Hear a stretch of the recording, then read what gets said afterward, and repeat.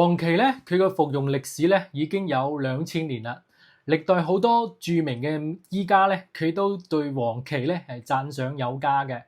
稱黃芪為補藥之長或者係補氣之藥之最。而且咧，黃芪仲有平民補品嘅美譽喎。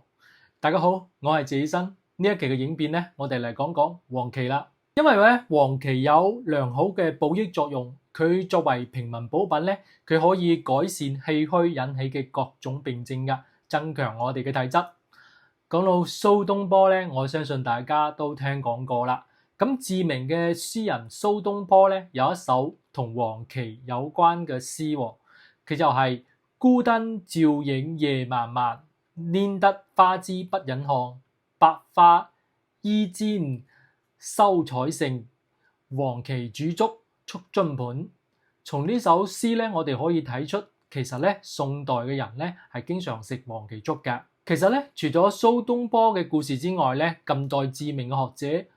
胡適都曾經同黃芪咧結下一段不解之緣喎。咁1920年嘅秋天，咁胡適咧佢得咗病啦，佢食咗唔少西藥，但係都冇咩效。後來咧，佢經中醫名家陸仲安先生診治咧，佢又用咗黃芪咧為主嘅中藥治療啦。結果佢嘅病咧就好快就好返啦。過咗冇幾耐，咁胡適咧佢個朋友馬幼茹咧個底又得咗水腫病啊，腫得兩隻眼都唔可以睜開啦。好多醫生都束手無策。又係咧呢個陸仲安先生咧，佢用中藥咧，然後包括重用黃芪咧，就治療一段時間之後咧，就醫好咗啦。從此咧呢個胡適咧，佢對中藥黃芪咧嘅作用咧就有咗新嘅認識。中年以後咧，呢個胡適先生咧，佢經常感到疲攰不攀啊，力不從心嘅時候咧，佢經常都會用黃芪嚟泡水代茶飲嘅。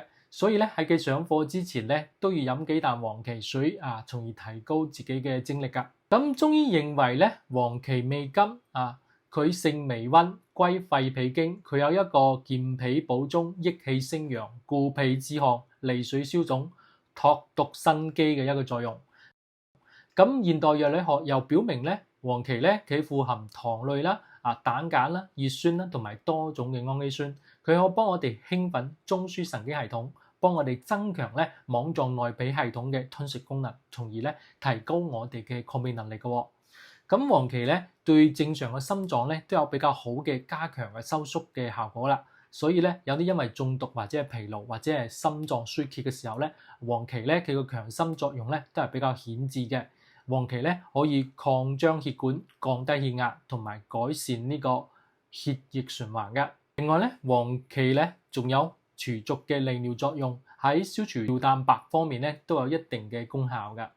咁喺中醫裏邊咧，佢有個名方，呢個名方叫做補中益氣湯啦，就係用黃芪咧嚟升陽己陷嘅。咁黃芪對長期嘅腹瀉啦，或者係我哋因為長期嘅腸道問題，導致我哋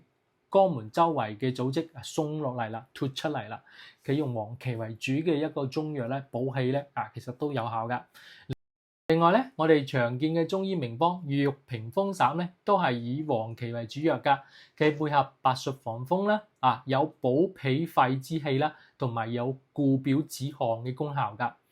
清代名醫王清印咧，佢就善用黃芪啦。咁著名嘅補陽華五湯咧，佢就用咗大量嘅黃芪，佢配合一啲活血化瘀藥益氣活血主要係用於治療一啲氣虛血瘀嘅中風後遺症嘅呢啲心腦血管嘅朋友咧，都係有效嘅。咁呢個方咧又被譽為咧益氣活血嘅代表方藥啦。不過咧，大家都要注意黃芪嘅使用㗎。咁有位大爺咧，佢覺得黃芪咧作為生活嘅常用補益藥，又平又安全所以咧佢就喺藥店買咗黃芪。佢每日咧呢位大爺咧，佢就用30克浸水結果飲咗10幾日之後咧，黃芪用完啦，但係佢咧覺得全身好燥熱，甚至有啲心慌心悸喎。咁佢係去到醫院量血壓，咁佢發現咧佢個血壓咧飆到180到120毫米汞柱喎。咁醫生就問佢呢最近有冇咩特殊嘅情況先引起你個血壓波動咧？咁呢個大爺回答：其實我除咗飲呢個黃芪水之外，就冇乜其他嘢喎。咁醫生就推斷啦，呢個大爺咧肯定係同呢個黃芪有關嘅，所以就唔俾佢飲呢個黃芪水而且佢又注意休息1週之後咧，呢個大爺咧佢血壓值就回復正常啦。咁有啲朋友會問謝醫生到底呢個黃芪喺呢個事件之中咧，佢係升血壓定係降血壓咧？點解我又聽到有啲人話黃芪你頭先講到黃芪又有降血壓嘅作用咧？咁呢個問題咧，謝醫生幫大家回答啦。咁黃芪對血壓咧係有影響嘅，而且咧呢種黃芪嘅中藥咧，佢係對血壓咧係雙向良性調節嘅作用㗎。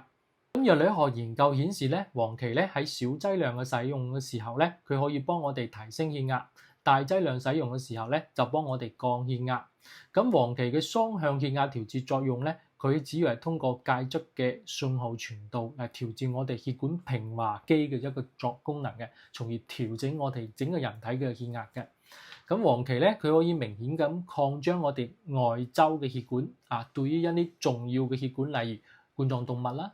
腦血管啦或者內臟血管都有一定嘅擴張嘅作用啦，甚至可以擴張我哋嘅心血管啦，對微循環都有一定嘅改善作用，所以咧佢有一個降壓嘅作用啦。同時咧呢個黃芪咧又可以改善我哋嘅心功能喎，咁即係幫我哋增加呢個心臟嘅搏出量，從而咧提到一個明顯嘅強心嘅一個作用。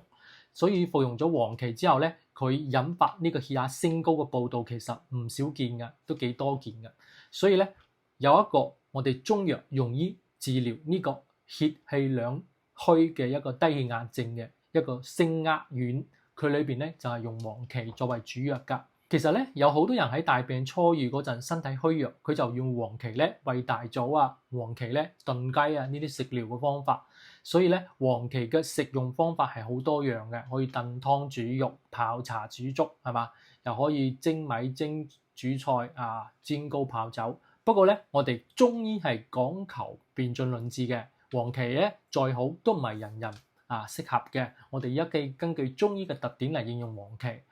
特別係以下5種情況一定要注意啦。第一種咧，上火嗰陣咧唔好飲黃芪啦，因為黃芪有滋補嘅作用。如果你上火，比如心陰氣係嘛，你個咽喉有啲痛呢個時候就唔好飲黃芪啦，佢會加重我哋上火噶。第二個，天熱時少飲黃芪水啦。天熱嗰陣咧飲黃芪水容易上火，我哋最好喺天氣變涼之後咧比如我哋喺秋冬季節咧飲黃芪水會更加好啲。第三咧，我哋瞓覺前唔好飲因為黃芪咧佢有一個擴張血管、促進我哋血液循環嘅一個成分嘅，佢會影響我哋嘅睡眠，而且仲有利尿嘅作用，導致我哋咧夜尿次數增多嘅喎。第四個咧，血壓高唔好飲黃芪水啦。雖然咧我哋之前講黃芪咧對血壓有雙向調節嘅作用，但係好多人咧佢經常用黃芪嚟浸水浸壓，因為輕用嘛，佢有升壓嘅一個風險，佢會加重病情噶。如果你用黃芪嚟降壓咧，一定要揾中醫師嚟辨證開方咁先得噶。第五個，陰虛體質就唔好飲黃芪水啦。陰虛體質嘅朋友咧，佢身體有內熱嘛，佢表現為五心煩熱、盜汗、咽乾、口燥呢啲狀況佢就會需要避免使用黃芪啦。總之咧，我哋適量飲用黃芪水咧，係可以幫我哋補氣強身，特別係有啲氣虛乏力或者係經常有啲脫肛自汗水腫呢啲朋友。